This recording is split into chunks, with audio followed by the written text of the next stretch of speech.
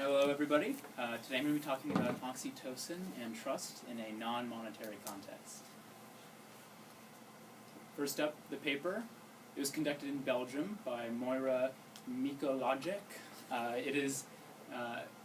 The goal of the paper was to study the influence of oxytocin on trust in situations that don't involve money. Previously, a lot of studies have shown that oxytocin does increase trust levels when money is involved, but this study sought to remove those effects. So first off, some basics. You'll probably remember from your reading, oxytocin is a peptide hormone. It's synthesized in the paraventricular and supraoptic nuclei in the hypothalamus. It's then released from the posterior pituitary into the bloodstream. Oxytocin is present in many different species, and it has a number of effects, often affiliative. It's also closely related to vasopressin, and it can have different effects in both men and women.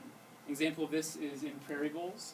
The effects of oxytocin in female prairie voles mirror the effects of vasopressin in male prairie voles. As you read, there's a large release of oxytocin after orgasm and birth. Both of those promote affiliative behaviors with either a sexual partner or an infant. If you've ever heard a mother say, as soon as I saw my newborn child, I was instantly in love with it, a lot of that is due to oxytocin. Oxytocin can also increase other affiliative behaviors, such as facial recognition. It can also increase your ability to determine someone's emotional state just by looking at their face. This is an example of a test that's been given to people who have been administered oxytocin. They've been shown to have an increased ability to tell what these people are feeling. But I want to talk to you about pair bonding. Pair bonding is integral to the survival and the success of our species. And a lot of it has to do with oxytocin levels. One of the main elements of pair bonds is trust. And one of the most important questions you can ask your pair partner is, do you trust them? So like I said, there have been a lot of previous studies on the effect of oxytocin on trust.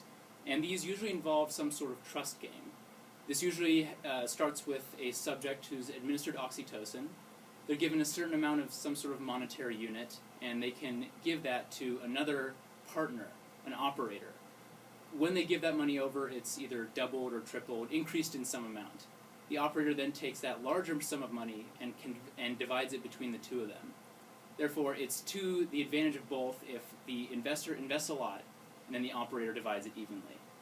They found that oxytocin significantly increases both the willingness and the amount that people will donate to the operator. This is a graph from one of those studies. The black is those who have been treated with oxytocin, the white is placebo. As you can see, those who have been given oxytocin were far more likely to give the maximum donation of 12. This is the average transfer of the monetary units, and this is the frequency. Those who got the placebo were fairly spread out. Oxytocin had a very positive correlation with trusting behavior. However, there is a point of difficulty with this, which is, how do we extract these effects from generosity? Some researchers have found that oxytocin can possibly increase feelings of generosity, which would skew these results and not necessarily give us a definition of the relationship between oxytocin and trust. So this study seeks to look at oxytocin outside of a monetary framework. And instead of money, the valuable here is personal information. This removes the possibility of generosity confounding the results. The researchers thought that, based on the previous studies that have been done, oxytocin would increase the trusting behavior, even if the valuable isn't anything tangible. The experiment itself was conducted in Belgium, like I said. The subjects were 60 male college students. They were male only so as to remove the sex differences in oxytocin's effects. They started out with a questionnaire that asked very purposefully invasive and personal questions about their sexual history. This included questions on sadomasochism, sex toys, anal sex.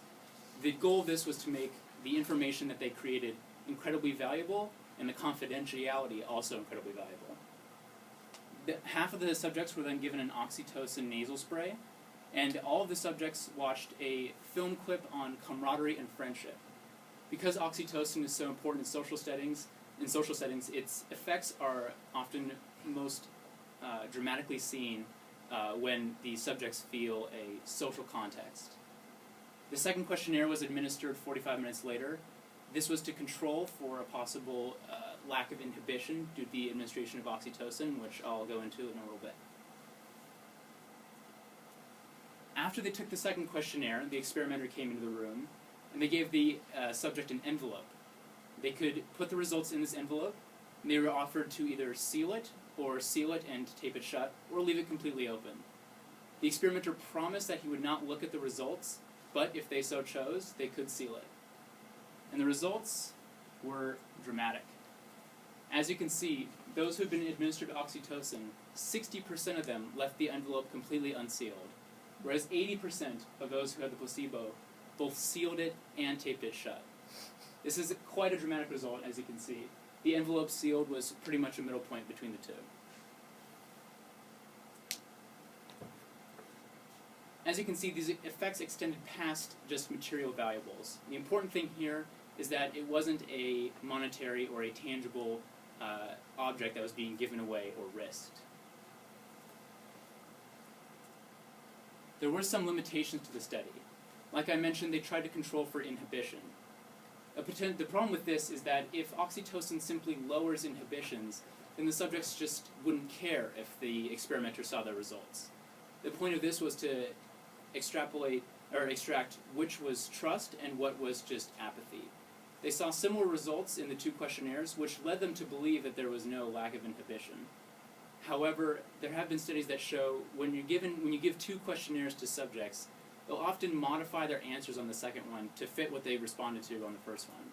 So that control may not have been as effective as they had hoped. Also, as I mentioned, this is only studying for males, so the results can only really be extrapolated in the male gender. It was also a single-blind test, meaning the experimenter knew whether the subject was a placebo or a oxytocin, which could possibly skew the results, but it's not very likely that the researcher was giving any subconscious cues or hints to the subjects. So what's the relevance of this study? Like I said, the pair bond is incredibly important to human evolution, and the sharing of personal information is vital to forming these strong bonds. Not just sexual, intimate relationship bonds, but also friendships, parents, children. Trust is integral to our social structure, and it's part of why humans have become such a dominant species. Trust also increases itself. If you divulge your information to someone else, they're obligated to reciprocate, which creates a cycle of increasing trust and increasing strength in the bond. Overall, like I said, the importance of pair bonding to our species cannot be overstated. It's why we're able to support our children's development, and it's why we've been able to become such a dominant species on the earth today. So thank you.